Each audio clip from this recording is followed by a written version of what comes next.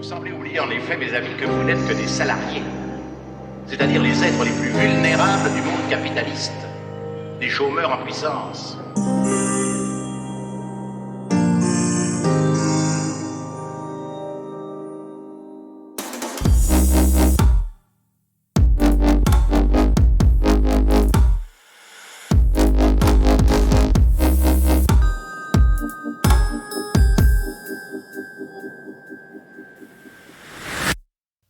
Bienvenue à toutes et à tous sur le podcast qui soigne d'abord le travail, pas forcément les gens, et qui vous propose un épisode hors série. Oui, comme ça, soyons fous, dès le numéro 4, un épisode un peu à part. Je l'ai voulu cet épisode histoire de poser quelques bases à de futures réflexions sur le lien entre climat et travail, entre changement climatique et travail. On va donc s'éloigner un peu des champs habituels du psychologue. C'est pour ça que c'est un hors-série. Mais sincèrement, sur ces sujets, il faut qu'on parle. D'après moi, et je ne dois pas être le seul, il n'y a pas de question plus urgente que celle des changements climatiques. Cette question commence à émerger sans doute de manière bien tardive dans le monde du travail. Nous n'en sommes qu'au début. Je trouve, et j'espère que vous aussi, que ce serait dommage de ne pas en parler ici, de ne pas essayer d'imaginer comment les choses vont se passer, quels problèmes vont apparaître et puis quelles solutions on va pouvoir essayer d'apporter. On va d'ailleurs aborder ces thèmes avec notre prochain invité, je vous en dis pas plus, parce qu'on n'a pas encore enregistré. Ce que je vous propose qu'on fasse ici de temps en temps, en fonction aussi des rencontres, c'est d'avoir des moments de réflexion sur le sujet de la transition écologique, j'ai bien dit écologique, j'y reviens tout à l'heure, et du travail, et de comment cette transition va impacter notre travail. On va essayer d'élaborer ensemble une compréhension du vécu dans le travail, de ce que ça mobilise chez le travailleur, même si d'après moi, et je peux me tromper, on produit, à mon avis, pas encore assez de connaissances dans ce domaine. À ce titre, si vous avez identifié des sources intéressantes ou si vous avez vous-même produit des analyses que vous souhaitez partager sur le lien entre le climat et le travail, y compris si c'est en contradiction avec ce que je vais dire ici, écrivez-moi sur contact@lepsydutravail.fr. On en discute, on se cale un entretien et on avance. Alors pourquoi ce sujet ? Tout simplement parce qu'on le sait ou on le ressent. Avec les changements climatiques, les représentations du travail et au travail vont changer. Les priorités aussi, les organisations qui vont être bouleversées, et puis tous les nouveaux enjeux de santé psychologique qui vont apparaître, me semblent très importants. Et bien nous, on va essayer de penser un peu autour de ça, ensemble, si vous le voulez bien. Mais pour qu'on se comprenne, j'ai jugé utile de préciser 3 prémices. 3 points de départ sur lesquels il faut qu'on s'entende si on veut construire ensemble une réflexion. Si on n'est pas aligné sur ces 3 prémices, il y a peu de chances qu'on se comprenne, qu'on arrive à dérouler les mêmes raisonnements et encore moins qu'on arrive aux mêmes conclusions ou qu'on en tire les mêmes conséquences. Ces 3 points de départ, il faudra les avoir en tête pour la suite. Et j'ai donc souhaité les regrouper dans cet épisode un peu spécial. Il est tellement spécial d'ailleurs qu'il sera retranscrit par écrit sur le site lepsydutravail.fr avec quelques liens et quelques références en plus. Je mettrai un bouton quelque part sur la page pour qu'on puisse y accéder. Si vous êtes prêts, on y va. Voici les 3 convictions sur lesquelles ce podcast va s'appuyer, dans un premier temps et jusqu'à preuve du contraire, pour parler à l'avenir du lien entre les changements climatiques et le travail. Numéro 1, il n'y aura pas de transition énergétique. Pour s'en convaincre, il faut lire Jean-Baptiste Fresso, qui a publié en janvier 2024 « Sans transition » aux éditions du Seuil. Je ne pourrais pas résumer en quelques minutes son travail, mais ce que j'en retiens, c'est qu'il n'y a jamais eu de transition énergétique dans l'histoire de l'humanité. Alors oui, on se représente souvent que l'homme est passé du bois au charbon, puis au pétrole, puis à la fission nucléaire, et que viendra un jour le temps des énergies renouvelables. Mais cette représentation est fausse. Les nouvelles énergies se cumulent toujours aux plus anciennes, elles ne les remplacent pas. Pire, elles en augmentent systématiquement la consommation. Fresso parle de symbiose entre les énergies. Sa démonstration est assez édifiante et je vous invite à le lire dans le texte. Sans rentrer dans toute la complexité de ce qu'il nous montre, prenez simplement votre voiture à essence si vous en avez une. Elle a nécessité, en moyenne, 7 tonnes de charbon rien que pour produire l'acier et le verre qui rentrent dans sa composition. Un petit calcul de coin de table va nous montrer que tant qu'on n'a pas dépassé les 100 000 km avec cette voiture, eh bien elle a consommé plus de charbon que de pétrole. On devrait d'ailleurs parler de voiture en charbon qu'on fait rouler au pétrole. On ne va pas ici polémiquer sur la voiture électrique dont on connaît tous les limites.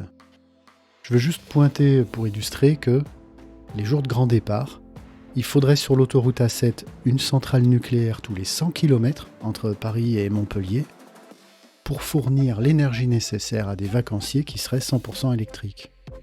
Est-ce qu'il resterait la moindre forme de vie dans le Rhône? Et où est-ce qu'on irait chercher tout cet uranium? Comment on le transporterait?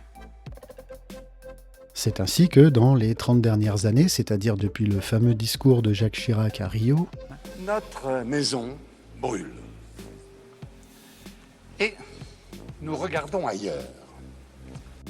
l'humanité a émis la moitié des gaz à effet de serre qu'elle a rejetés depuis son apparition. En pleine connaissance du problème. La moitié en 30 ans. 2023 est d'ailleurs, à date, l'année de tous les records en matière de consommation d'énergie fossile. Et nous sommes tellement intelligents que nous ferions la transition en 10 ans. Par quel miracle, s'il vous plaît, soyons lucides. Aucune énergie verte, ni toutes les technologies les plus propres combinées ne peuvent permettre une transition qui maintienne notre consommation énergétique. Les ordres de grandeur ne sont pas à cette échelle.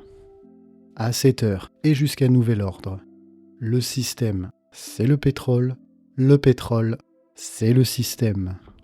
La transition verte dont on nous parle n'aura pas lieu.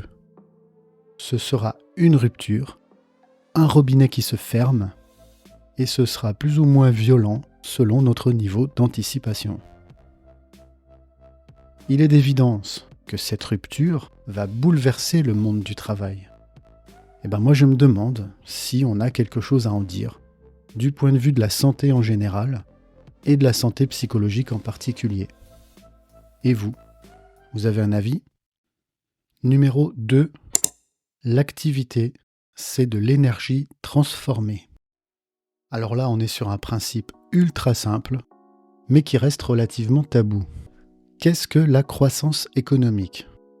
Par définition, c'est lorsque l'activité et la production augmentent. Oui, mais alors qu'est-ce que l'activité et qu'est-ce que la production? Eh bien, c'est de la consommation d'énergie. De l'énergie transformée par le travail humain et rien d'autre. Il n'y a aucune croissance d'activité sans augmentation de la dépense d'énergie. Cela n'existe pas. Il faut par exemple qu'un être humain absorbe plus de calories pour marcher plus loin, qu'un véhicule consomme plus d'essence pour transporter plus de masse ou pour aller plus vite. Et tout ça, c'est de l'énergie en plus ou moins un peu de productivité. Pour vous en convaincre, superposez la courbe de PIB d'un pays avec celle de sa consommation énergétique en volume. Elles se confondent à plus de 95%. La différence, c'est le résultat de la fameuse productivité. Aujourd'hui, l'énergie, c'est 1. Du pétrole, 2. Du charbon, 3. Du gaz fossile. Le reste est complètement anecdotique. Le nucléaire, c'est 4% de l'énergie produite dans le monde et c'est derrière le bois qu'on brûle. Ainsi, quand on parle de croissance, on parle de croissance du PIB et on ne promet rien d'autre que de brûler plus de pétrole. Concrètement, la croissance, c'est travailler plus pour brûler plus.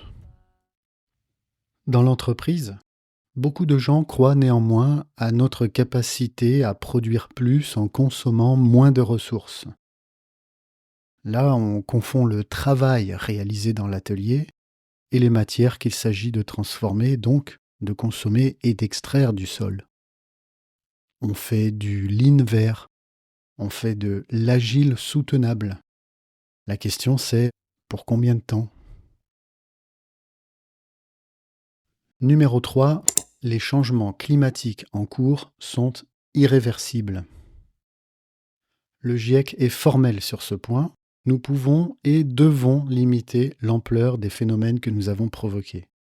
Mais ce qui est acquis est acquis.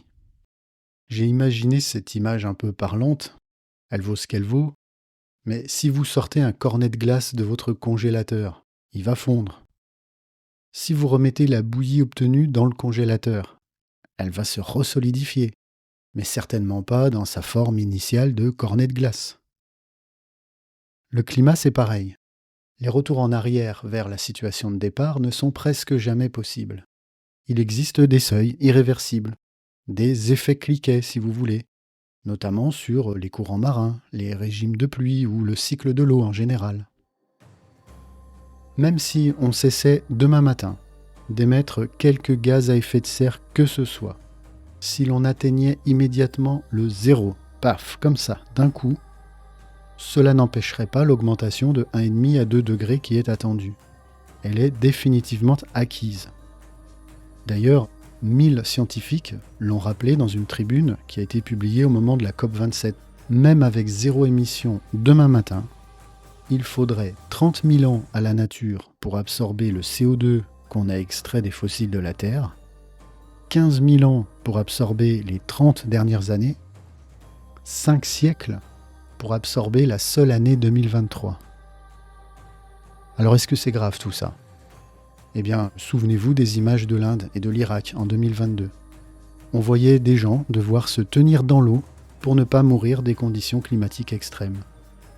Parce qu'avec une telle combinaison de chaleur et d'humidité, même les personnes en bonne santé et assises à l'ombre meurent dans les 6 heures. Le bain ou la mort sous 6 heures, ça va devenir une réalité de plus en plus courante sur notre planète. C'est un acquis, c'est une certitude. Il ne faut pas détourner le regard. Comment vont être impactées nos conditions de travail ? Et surtout, comment allons-nous intégrer, et c'est à mon avis le point central, que le travail aujourd'hui n'est plus seulement le moyen de produire nos conditions de vie, de nous nourrir, de nous loger, mais qu'il participe directement à détruire le vivant. C'est à l'aune de ces 3 prémices qu'il faut penser les enjeux du travail de demain. Pas de dans 10 ans, de demain vraiment. Il faut également, en fait c'est peut-être une condition initiale, c'est peut-être la prémisse 0, se fier à ce que nous dit la science. Car nous assistons actuellement à un combat sans merci entre 2 camps. La science d'un côté, on va dire le GIEC pour résumer, et une nouvelle idéologie quasi mystique de l'autre. La mystique du développement durable, qu'on retrouve dans la plupart des démarches RSE, responsabilité sociale et environnementale, des entreprises. Il s'agit presque, selon moi, d'un obscurantisme, c'est-à-dire d'un ensemble de doctrines et de pratiques qu'on nous impose pour construire un système social tranquillisant. À quoi est-ce qu'on reconnaît un obscurantisme, sinon à ces dogmes ? Je vais en citer 3. Premier dogme, une transition énergétique va nous permettre de réduire notre empreinte carbone. Deuxième dogme, une croissance verte va nous permettre de continuer à produire plus de biens et plus de services en réduisant l'impact écologique. Troisième dogme, les défis climatiques seront réglés par la technique, par exemple les puits de carbone. Vous l'avez compris, les 3 prémices que je vous ai exposées sont les opposés de ces 3 dogmes. Il n'y a pas de transition, il n'y a pas de croissance verte, et il n'y aura pas de technosolutionnisme face à des transformations irréversibles. Du coup, qu'est-ce qu'on fait ? Comment on prend le sujet ? Comment on s'intéresse au moins, pour ce qui nous concerne, au volet du travail et de son organisation. Parler de la transition écologique, qu'on la lie au travail ou pas, c'est d'abord et avant tout discuter de ce à quoi on va renoncer dans l'avenir. On peut le dire plus positivement, il s'agit de dire ce qu'on va vouloir conserver dans un contexte où on ne peut pas tout garder. Ça nous pose, à nous autres, des questions brûlantes. Comment est-ce qu'on va évaluer la nécessité de produire tel bien ou tel service plutôt qu'un autre ? Comment on va partager le travail qui reste à produire une fois que le tri est fait ? Comment est-ce qu'on va rendre les gens autonomes sur des services qui vont nécessairement se réduire ou disparaître ? À quoi est-ce qu'il faut se former ? Comment on se prépare à l'échelle de l'entreprise ou de la branche professionnelle, notamment quand l'État décide de ne pas bouger et de ne rien planifier ? Il y a encore des questions plus spécifiques à notre champ à nous. Par exemple, comment est-ce que les gens vont réagir quand ils vont mieux comprendre la réalité de la situation, ce qu'ils commencent à faire ? Ou comment est-ce qu'ils vont réagir quand ils seront confrontés aux mesures qu'il va s'agir de prendre ? Comment vont se régler les conflits de valeurs, les dissonances cognitives ? Qu'est-ce que ça va changer dans notre rapport au travail ? Je renouvelle mon appel, si vous avez identifié des sources ou si vous avez produit des analyses et que vous souhaitez les partager, y compris si c'est en contradiction avec ce que je viens de dire, pourquoi ne pas le faire ici ? Écrivez-moi et on réfléchit ensemble. La conclusion, vous la connaissez ou vous la voyez venir ? Face aux enjeux climatiques, oui bien sûr, il y a la responsabilité individuelle de chacun d'entre nous. Les éco-gestes, les changements qu'on peut faire au quotidien, c'est très important. Mais dans la dimension des enjeux écologiques tels qu'ils sont, plus que jamais, c'est bien le travail qu'il faut soigner, pas les gens.